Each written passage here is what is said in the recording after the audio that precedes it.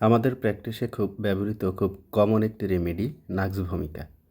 এই নাক্স ভমিকার কনস্টিপেশন বা স্টুলের ক্যারেক্টারিস্টিকগুলো কেমন হয় আমরা একটু দেখে নিতে চেষ্টা করব অ্যালেন কিনোর থেকে। সো এখানে বলা হচ্ছে constipation with frequent unsuccessful desire. পেশেন্টের কোষ্ঠকাঠিন্য থাকবে, এর সাথে ঘন ঘন তার টয়লেটের বেগ আসবে কিন্তু তার টয়লেট হবে না। পাসিং স্মল কোয়ান্টিটি অফ ফিসেস, তবে যখন সেটা পাস হবে বা টয়লেট হবে তখন সেটা স্মল কোয়ান্টিটিতে হবে বা খুব অল্প পরিমাণ হবে।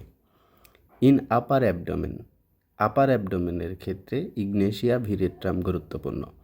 Sensation as if not finished, এবং এই যে তার কনস্টিপেশনে তার ঘন ঘন বেগ আসতেছে কিন্তু টয়লেট হচ্ছে না, মনে হচ্ছে যে অল্প কিছু পরিমাণ টয়লেট হচ্ছে আর হচ্ছে না, এর সাথে সাথে তার মনে হবে যে sensation as if not finished, মনে হচ্ছে টয়লেট করা পরিপূর্ণতা হয়নি, এই ধরনের একটা অনুভূতি থাকে।